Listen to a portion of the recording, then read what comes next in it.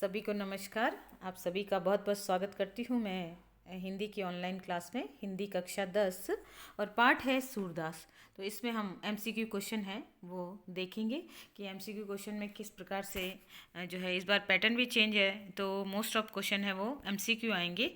तो चलें हम पहला प्रश्न देखते हैं कि उद्धव कृष्ण का कौन सा संदेश लेकर आए थे। तो यहाँ पे ऑप्शन है कि ए प्रेम संदेश, बी अनुराग संदेश, सी योग संदेश और डी इनमें से कोई नहीं। तो सीधा सा उत्तर है कि उद्धव है वो कृष्ण के लिए कृष्ण का कौन सा संदेश लेकर आए थे, तो वो योग संदेश लेकर आए थे। तो यहाँ पर हमारा उत्तर है योग संदेश।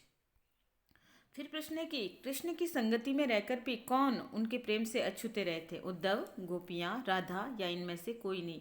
तो उत्तर है उद्धव, जो कृष्ण की संगति में रहकर भी जो है कृष्ण के जैसे नहीं बन पाए थे, या वो हमेशा वो प्रेम के महत्व को नहीं समझ पाए थे।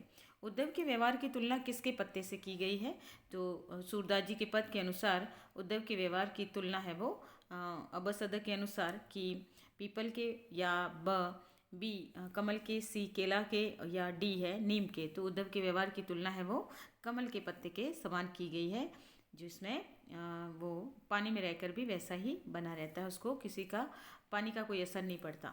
गोपियों को अकेला छोड़कर कृष्ण कहाँ चले गए थे, तो यहाँ ऑप्शन है कि ए ब्रज, बी द्वारका, सी मथुरा, डी वृंदावन। तो गोपियों को अकेला छोड़कर श्री कृष्ण है वो मथुरा चले गए थे, जो वापस लौट कर नहीं आए थे।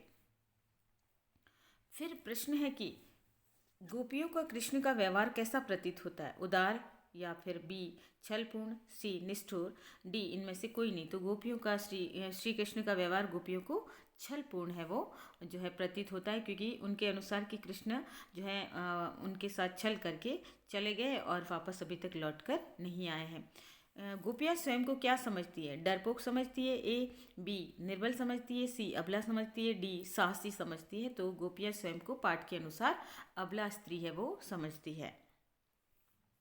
फिर हमारा प्रश्न है कि गोपियाँ किसके प्रेम में आसक्त हो गई है, तो ए उद्धव प्रेम, बी कृष्ण प्रेम, सी संगीत प्रेम, डी इनमें से कोई नहीं। तो गोपियाँ जो है श्री कृष्ण के प्रेम में आसक्त हो गई है। आसक्त होना यानी कि उसमें उनका मन है वो लग गया है।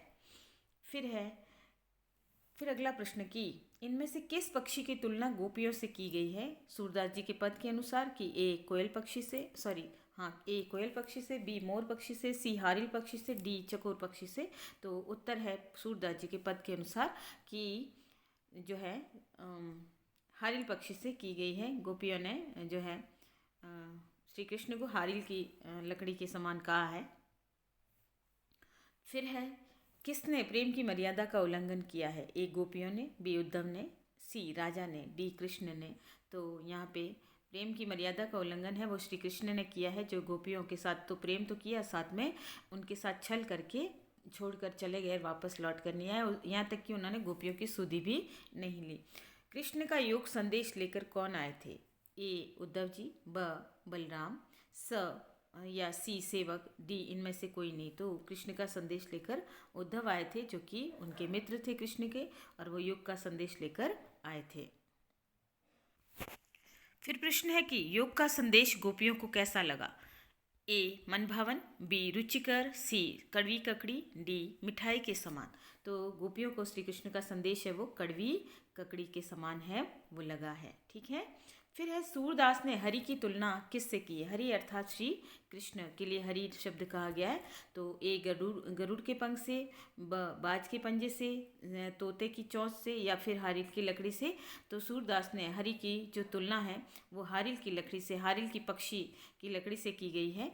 यानी कि जिस प्रकार से हारिल पक्षी है वो अपने पंजों में हमेशा जो है लकड़ी पकड़ा रहता है और उसे छोड़ता नहीं है किसी भी हालत में, ठीक उसी प्रकार से गोपियों का मन भी श्री कृष्ण में उलझ कर रह गया है और उन्हें श्री कृष्ण के अलावा कोई और नहीं सूझता। तो उनका हृदय है वो जो है कृष्ण रूपी हारिल मतलब हारिल की लकड़ी के जैसा हो गया है, या जिस प्रकार हारिल अपनी लकड़ी को पंजों से नहीं छोड़ता, ठीक उनका मन भी श्री कृष्ण को नहीं छोड़ने वाला है।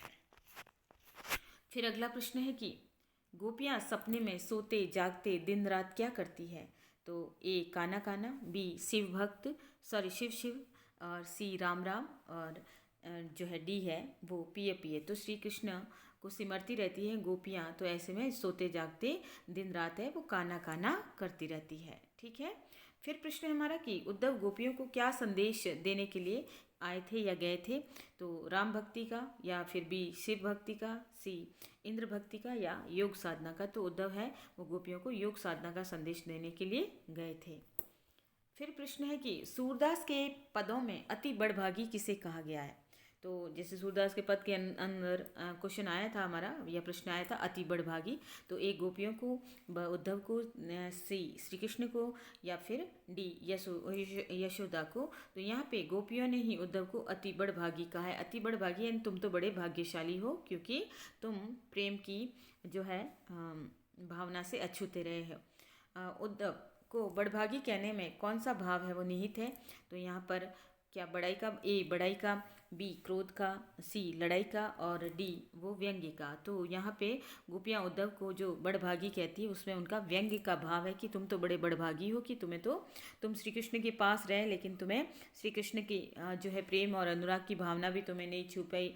और इस प्रकार से उनका व्यंग्य के माध्यम से उन्हें कहती है कि तुम बड़े भाग्यशाली हो कि तुम कभी प्रेम की नैया में डूबे नहीं, तुमने प्रेम की नाव में अपना जो है नदी में अपना पाँव नहीं डुबोया। इस प्रकार से तुम भाग्यशाली हो, क्योंकि जो प्रेम करता है वही प्रेम का दर्द जानता है। और उद्धव है वो योग साधक है, उन्हें प्रेम या इस प्रकार की भावना से उन्हें कोई लेना देना नहीं है।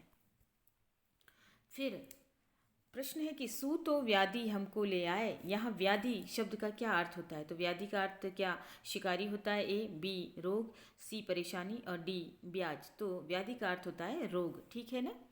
और फिर प्रश्न है कि अपरस रहित सने तगा। यहाँ तगा का अर्थ है क्या, ए सगा, बी संबंधी, सी बंधन, डी दगा देना। तो यहाँ पे तगा का अर्थ होता है बंधन। ठीक है।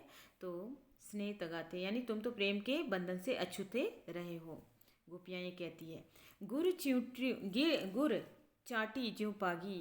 यहाँ गुर का अर्थ है गुर चीटी, यानी जैसे प्रेम है उसमें गोपियाँ अपनी तुलना है चीटी के समान, चीटी से भी करती है कि जिस प्रकार चीटी है वो गुड़ से लिपट जाती है और वहीं उसके बाद वो वहाँ चिपक जाती है तो उनके प्राण चले जाते हैं, लेकिन वो वहाँ से बाहर नहीं निकल पाती। ठीक वैसे ही गोपियों ने अपनी तुलना है वो गुड़ से की है। तो यहाँ पे गुड़ से क्या तात्पर्य, ए गुरु, बी बड़ा, सी गुड़, या डी है गुड़ सिखाना। तो यहाँ पे गुड़ से तात्पर्य, गुरु से तात्पर्य है गुड़। ठीक है, जो कि भोज्य पदार्थ है या हम खाने में उसे खाते हैं। फिर एक गोपियों के लिए योग का संदेश लेकर कौन गया था, ए नंद, ब ख या क नंद, ख उद्धव, ग बलराम, और घ कंस। तो गोपियों के लिए प्रेम का योग का संदेश लेकर है वो उद्धव जी वो गए थे। फिर नेक्स्ट प्रश्न है कि गोपियों का मन चुराकर कौन ले गया था। ए क राम, ख कृष्ण, ग उद्धव, और घ बलराम। तो गोपियों का मन चुराकर है वो श्री कृष्ण है वो लेकर गए थे, यानी श्री कृष्ण ने गोपियों का मन चुरा लिया था।